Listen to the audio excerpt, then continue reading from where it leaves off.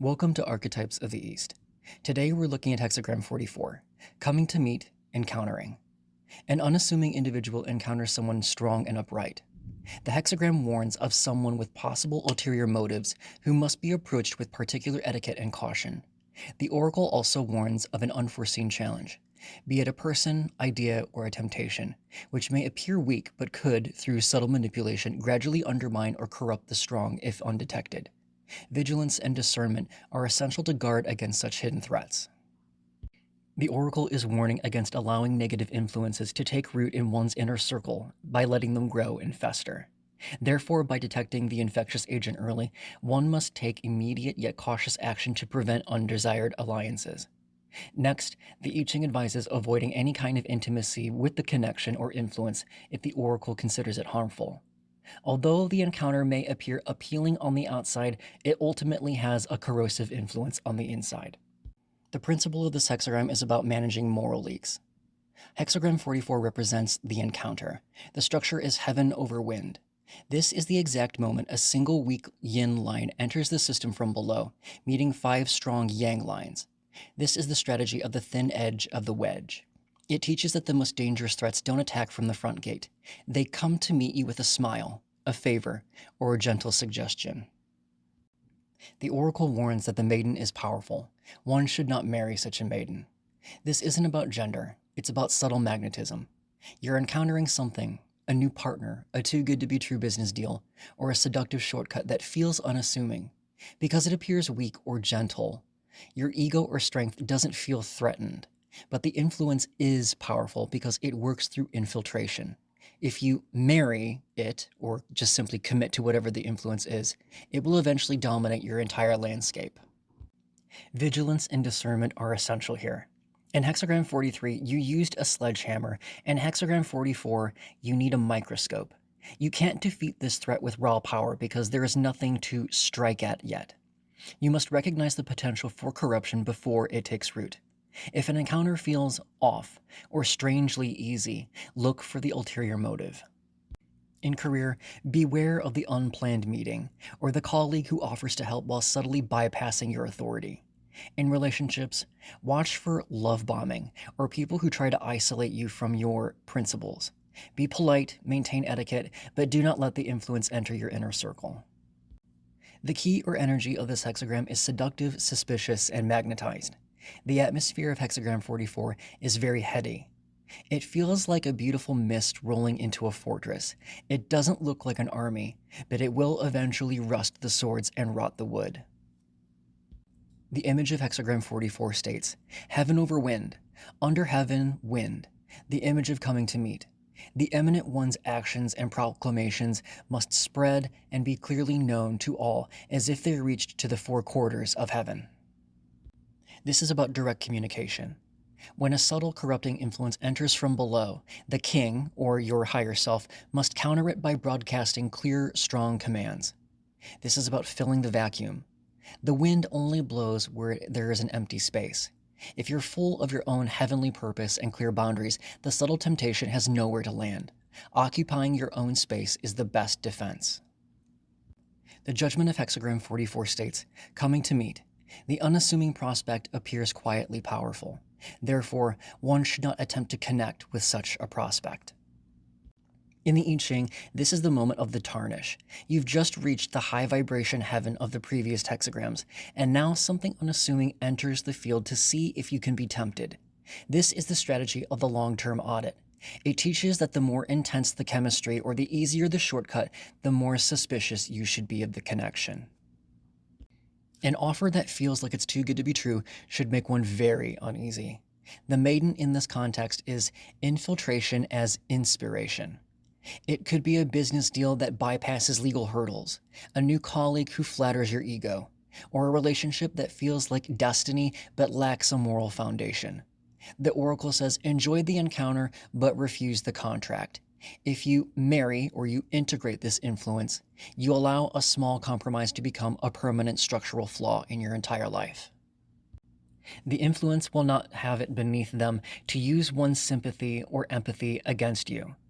This is a profound psychological warning. Some influences don't come to fight you, they come to need you. They use their apparent weakness or unassuming nature to bypass your heavenly boundaries. If you feel pressured to compromise your virtue because of someone else's need or allure, you are being subverted. In career, perform a due diligence on any new attractive shortcut. If it saves time but costs integrity, it's a trap. In relationships, distinguish between intense chemistry and value alignment. If it doesn't align with your long-term path, it's not a connection, it's a detour. This is the hexagram of vetting the vibe. It's a realization that new isn't always better and easy is often expensive in the long run. The I Ching says, your sovereignty is not for sale. Just because something comes to meet you doesn't mean that you have to invite it to stay for dinner. Keep your boundaries incredibly firm. You can appreciate the beauty of a storm without letting it inside your own house. Be the king who hears the news but doesn't sign the decree until the small stuff is verified. A changing line 1. One must clearly and absolutely restrain the influence with the firmness of a metal brake, and this perseverance brings good fortune. If one lets the inferior force in to do as it pleases, there will be misfortune. Line 1 is the single weak line at the very bottom of the hexagram. It is the entry point of the entire hexagram's danger. This is the strategy of the firm boundary. It teaches that the easiest time to stop a catastrophe is at its absolute beginning, before it's gained a single inch of territory in your life. A metal brake that's described in this hexagram doesn't negotiate. It stops the motion cold. The oracle is warning you against testing the waters. If you see a small and potentially harmful influence, a white lie, a tiny shortcut, or a harmless flirtation with a toxic person, shut it down immediately. The good fortune comes from not winning a fight, but from preventing one. In the original translation, the line mentions that even a lean pig has it in him to rage about. In the I Ching, a lean pig is small and manageable, but it is still a pig. It will eventually grow fat, heavy, and destructive. You might think it's just a small issue, I can handle it later. The oracle says no. If you let it take its course, you're feeding a monster. Its nature is to rage, and by the time it does, your brake won't be strong enough to stop it. In career, stop a project that has a fundamental ethical flaw before the first dollar is ever spent on it. In relationships, call out the red flag the moment it appears. Restraint now saves a rescue mission later. This is the line of nipping the problem in the bud. It's the realization that the 1-degree error at the start of the journey leads you 1,000 miles off course in the end. The I Ching says, don't wait for a clear and present danger in order to act. If the vibe is inferior, apply the brake of bronze today. Being firm at the beginning makes you sovereign at the end. Don't be polite to a problem that plans to move in and take over your life. A changing line 2. One discovers a potentially disruptive influence, and it must be adequately contained, like a slippery fish flopping in a basket. Do not introduce this influence to your wider circle, as it does not further guests in your private affairs. There is no blame in this. This line is talking about quarantining a possible problem. Line 2 is the central strong line of the inner trigram, holding the position of the official who has intercepted the weak line from below. It teaches that once a negative influence has entered your space, your primary job is containment and not conversation. This is the strategy of the private filter. In the I Ching, a fish is a creature of the hidden depths. It represents a primitive impulse or a lower energy. You've caught it. You know the disruptive influence exists. The oracle says, keep it in the basket. This is not a time to process the issue with your entire social circle or introduce the problem to your colleagues. If you let the fish out, it will ruin the party, your reputation, and your peace.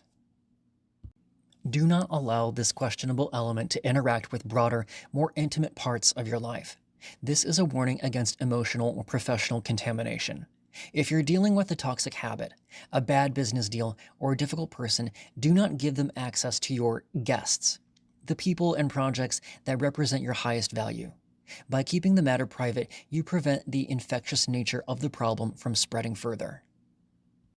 In career, if a project is compromised by a slippery ethical issue, fix it internally before it hits the PR department. In relationships, if you're feeling a temptation, deal with your own heart before you blow up your partner's life with unfiltered honesty. Handle the mess in the kitchen. Don't bring it to the dining room table. This is the line of utilizing non-disclosure as a form of self-defense. It's the realization that not every problem needs a village to solve. Some problems just need a vault. The I Ching says, you are no blame as long as the problem stops with you. Don't let your personal disruptive influences become public property. By keeping the fish in the basket, you aren't being secretive, you're being protective.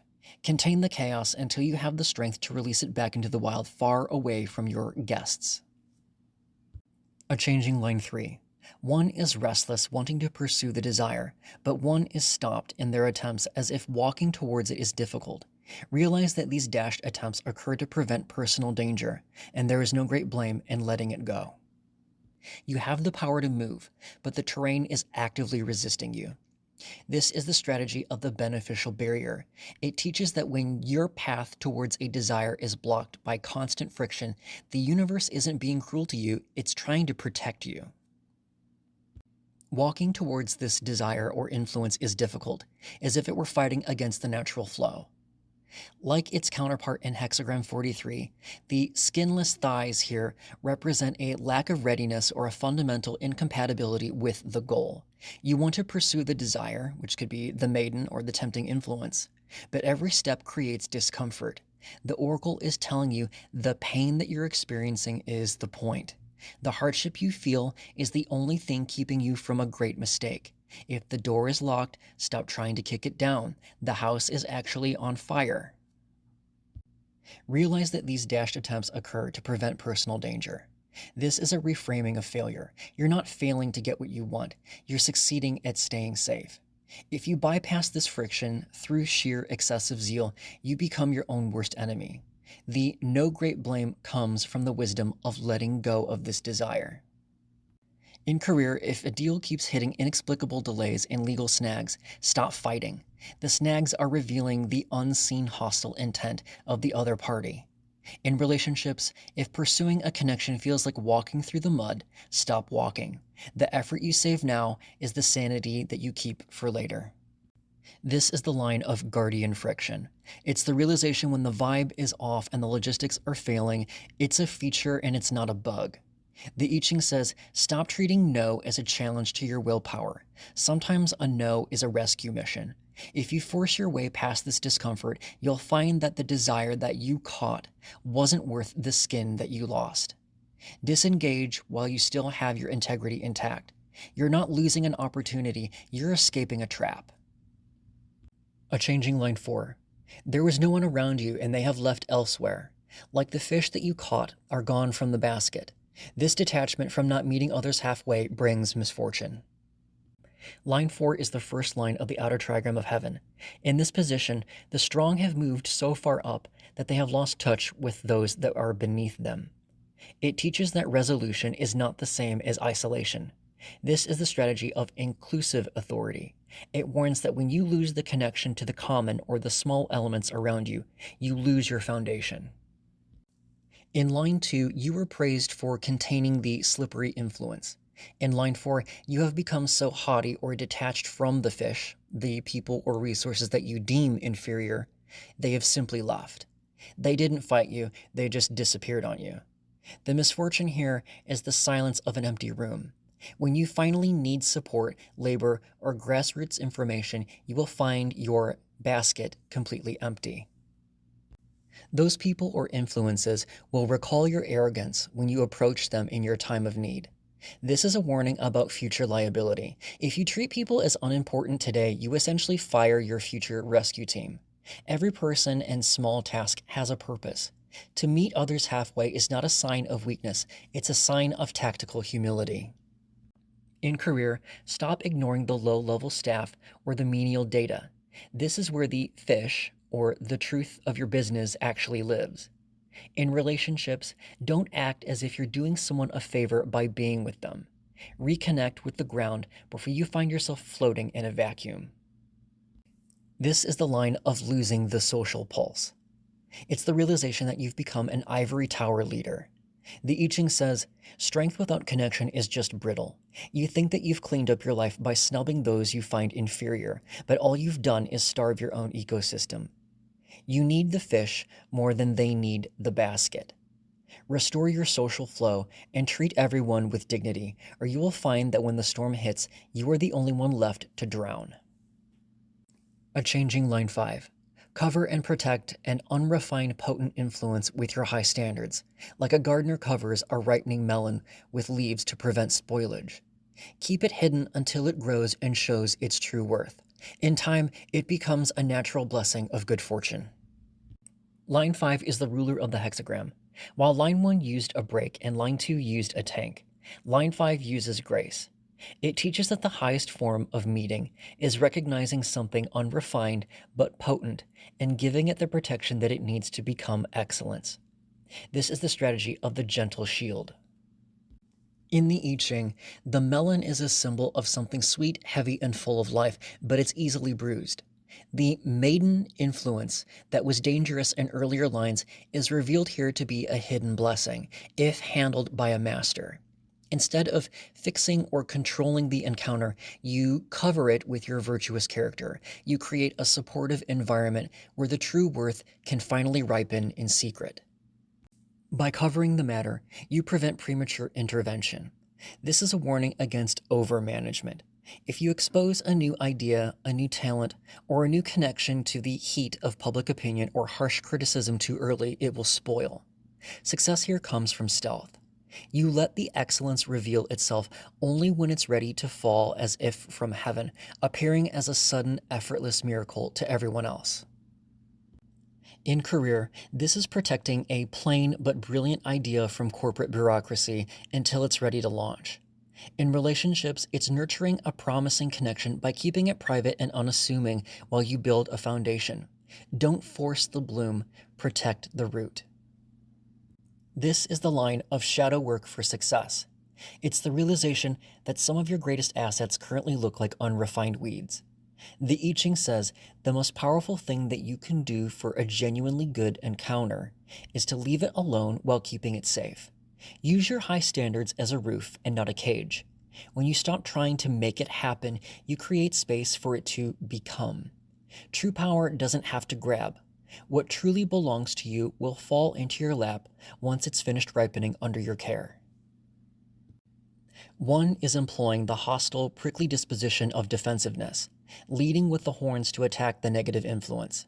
This behavior brings slight humiliation, but there is no blame in staying safe. Line 6 is the highest point of the heaven trigram, but it has nowhere left to go.